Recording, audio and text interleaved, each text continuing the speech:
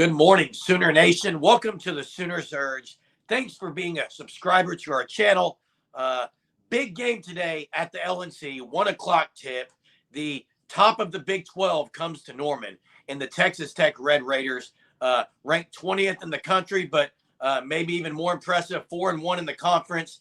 And this is a game where if OU wants to make a move toward the top half, this is, and I'm going to say it, Jay, it's a must win today. Well, I don't even really want to talk about making a move to the top half. At this point, it's a home game. You have to win it. Okay. You can't expect to have a 500 record or better in this conference by losing home games.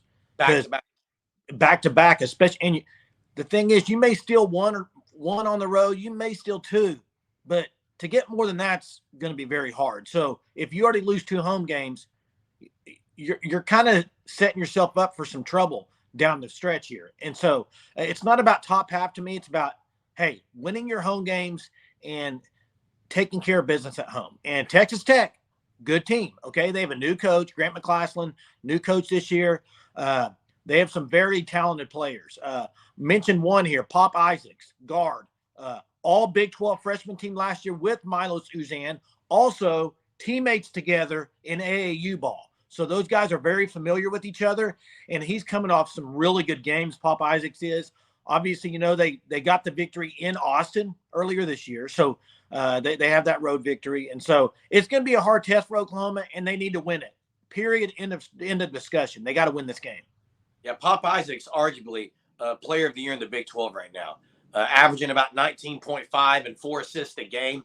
JJ Toussaint as well. Pronunciation, I'm not sure that's correct, but also very good distributor of the ball. And one thing that I think is going to present some problems for OU is Grant McCaslin, and what he does on the defensive side is teams are shooting 42% from the field against Texas Tech. They will defend, and they don't slow it down as much as they did when he was at North Texas, but they slow it down. There's a very good chance this is going to be a very ugly game. Now, I say that, but I think some things need to change on OU's side. And I think Porter Moser, you listen to what he's talked about the last few days during practices, they've worked on themselves. This is an OU issue, not who they're playing. And for that to get better, they've got to be more efficient on the offensive end. I don't think they got a lot of good shots in the second half against the Longhorns. They've got to figure some things out. Now, Godwin's got to be better, obviously. The guards have to not turn the ball over. It starts with turnovers. I get that, but they've got to get some better looks on the offensive side. I agree with you. I mean, they went through a spell last game that was just pitiful. It was brutal offensively, and the other thing is the starts. The starts have been very bad. The starts on offense have been pretty bad, and they've been down early in games, and they can't play that way. And you mentioned Godwin. Godwin again today, I think, has a tough matchup. I just do. We'll see. The problem is you got Godwin as your big number 5. He's not that athletic, but you put Hughley in. He's not that athletic either. Okay. Moore's your most athletic big, but he's not that tall. So you do run into issues when you play these very athletic teams. And you saw it last year. You've seen it this year. You saw it last year with the Boone from OSU just destroyed him. And you're seeing it some this year. And they got to find ways to be more efficient on offense. Yes. They got to cut the turnovers, especially Javian McCollum. His turnover is percentage very high. And so he's got to be better. They got to get some good looks, and they got to knock down the open shots. When they get open threes, they got to knock them down. And the other area that OU must improve on, and there's really no excuse for it, is on the glass. This team is athletic enough to be out-rebounding opponents. Well, they out-rebounded Cincinnati 2 games ago. They did, and they won the game. And they got destroyed. They got destroyed on the glass against Texas, who is a mediocre rebounding team. Average at best, Texas is. That was a bad performance all around. OU had a horrible performance. Part of the deal is I think you move more to the 5 more. I think we might see that more today. Let Moore go to the 5, Suarez to the 4, maybe Owe to the 3, or vice versa. Still athletic enough, but a lot of it is effort. And I know people don't like to hear that, but there's some times where OU's just allowing the other team to get the rebound simply by beating him to a loose ball. You did bring up, Jay, the pass of Uzan right, and Pops. Yeah, Pop Pops Isaac. Isaac. Well, here's one thing I think. I think Uzan stands out today. I think he takes that as a challenge, and I think he knows, he's so familiar with him that I expect a very good performance today from Miles Uzan. And by good performance, I think that should be double digits in points, 5 rebounds, 5 assists. He should be a 10-5-5 guy every night. Well, and looking at this matchup with Toussaint and Isaacs, okay, two very good guards. And last game, Oklahoma's guards got beat pretty good by Texas. Okay, they got to be better. Isaacs plays a lot like Uzan, very under control, but I think he's a way better shooter at this point, and he's a good shooter from three. I don't know his percentage. It just seems like he hits clutch shot after clutch shot. And then Toussaint is very high energy, quick. He's going to be a tough matchup, I think, because here's the thing.